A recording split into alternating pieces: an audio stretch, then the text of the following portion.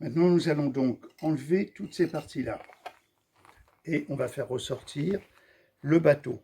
Donc regardez bien, pour commencer, ça c'est très important. Je vais faire une petite tranchée. Je la fais assez profonde. Vous allez comprendre pourquoi.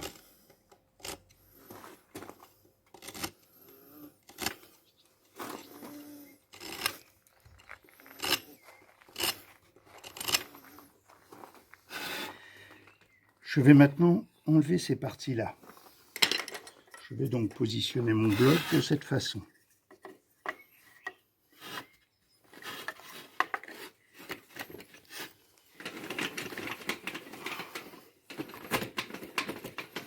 L'établi a un peu vécu comme vous voyez.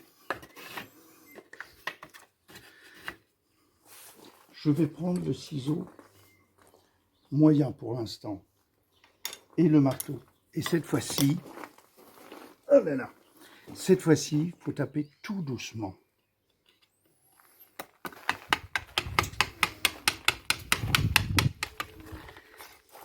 La tranchée que j'ai faite, elle permet de ne pas casser la voile.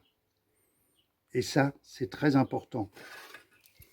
Le trait que j'ai fait ici, c'est l'épaisseur de ce que l'on doit enlever. D'accord? Donc, on va reprendre. Écoutez bien le bruit. Ça ne sert à rien de faire des grands. Ça ne sert à rien du tout. Au contraire, vous risquez de casser. Allez-y tout doucement. Alors, si c'était de la pierre, on commencerait ici, de cette façon-là. Mais là, c'est un matériau tendre qui permet plus facilement d'aller. Et vous allez jusqu'au bout, en cherchant toujours à ce que cette partie-là, elle soit un maximum plat. Ça évite de limer. En faisant comme ça, tranquillement.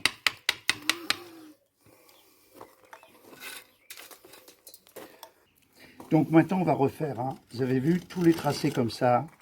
Je vais tous bien les reprendre pour creuser là. Alors, si on fait une erreur, c'est pas grave. Ça peut arriver à tout le monde. Surtout, prenez du plaisir dans ce que vous faites. Et prenez votre temps. Ça ne sert à rien d'aller vite. La sculpture, c'est un petit jeu de patience. Là, vous prenez comme ça. Et ici, cette partie-là. Et vous allez voir.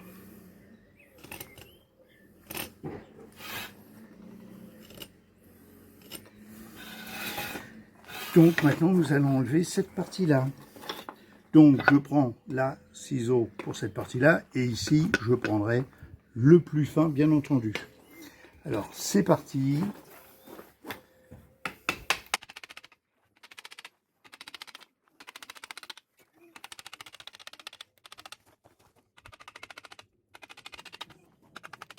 C'est ma façon de pratiquer la sculpture. On va faire de cette façon-là. Je vous dis pas que j'ai raison, mais je suis loin d'avoir tort dans cette façon de travailler. On va changer tout ça. L'avantage du bouton cellulaire, vous allez voir, c'est qu'on va pouvoir travailler avec le ciseau pour gagner du temps. Si c'était de la pierre, il faudrait quand même plus de temps. Et là, vous allez voir la réalisation rapidement. Je prends le petit ciseau.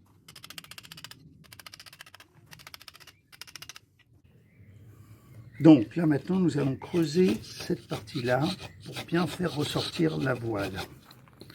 Pareil, on s'y prend. Là, hop, on redessine bien la voile. Là,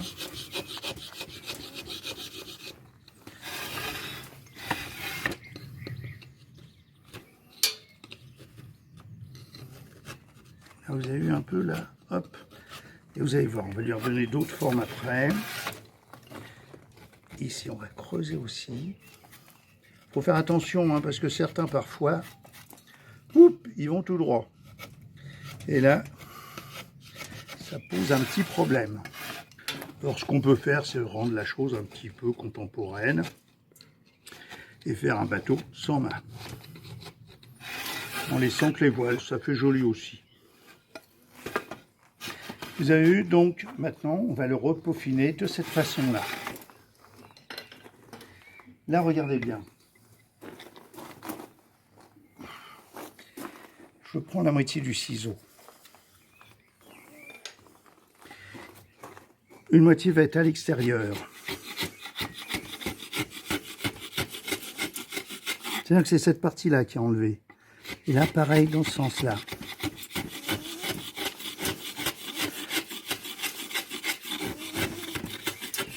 Alors, vous voyez l'avantage de la sculpture, parce que je travaille beaucoup, je fais beaucoup de stages, et souvent les personnes que j'ai eues en stage me disaient, ça me déstresse.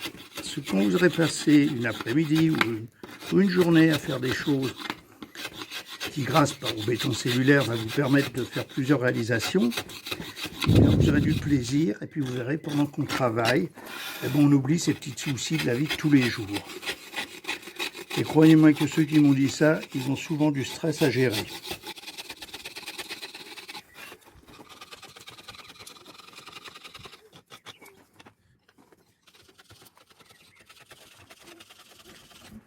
Voilà. Donc après, ce sera à vous de fignoler votre travail. On finira ça avec la lime.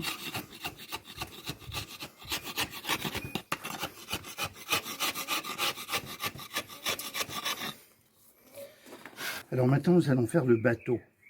Il est ici, il n'est pas collé à la mer, là, il est sur l'eau. Hein, vous vous rappelez du poème de « Elle était belle ma frégate » quand elle voguait dans le vent. Regardez, là on va le faire. D'accord. Alors il ne faut pas trop creuser non plus, parce que souvent certains ont tendance à trop creuser ici. Et là, il faut faire attention parce que le bateau, il est plus sur l'eau. Là, on a un hydrofole.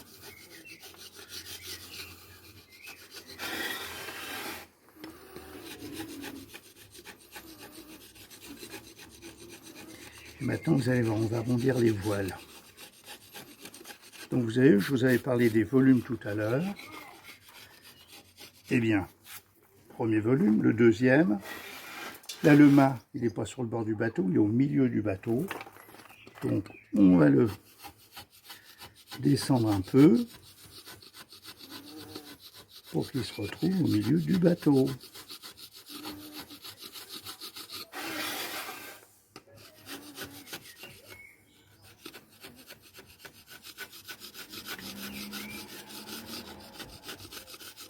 Voilà.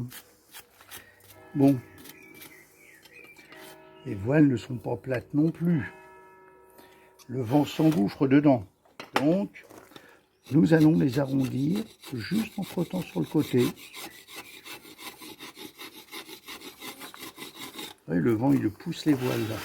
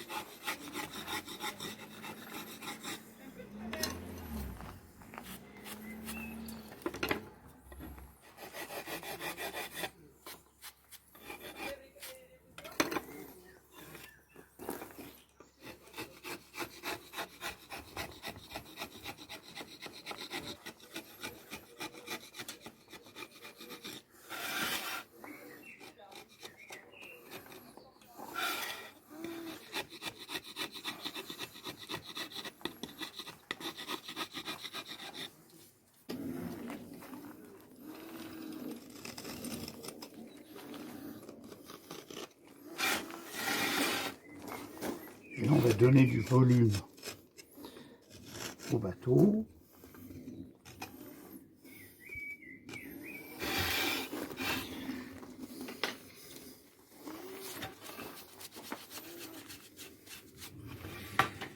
Alors, ce qui va être important, ça va être de bien poncer. Là, j'ai poncé légèrement pour voir, mais en principe, il faut bien poncer. Hein, vous prenez du papier de verre à gros grains, puis après de plus en plus fin. Vous pouvez, si vous voulez que les voiles ressortent plus, pas plus bombées, et puis il faudra enlever de plus en plus d'épaisseur ici. Mais gardez toujours pour principe, avec le ciseau, de taper tout doucement et d'enlever les petits bouts en cherchant à sa face. Ne faites pas la boum boum boum dans tous les sens, Ça fait joli, on se prend pour Rodin, c'est tout ce qu'on se prend. Donc restez dans une petite ligne douce et tranquille et vous serez sûr d'avoir un résultat. En plus, quand vous faites en tapant toujours comme j'ai fait, vous n'avez pas le souci à passer du temps à limer pour remettre tout à plat. C'est déjà fait, vous n'avez plus qu'à fignoler.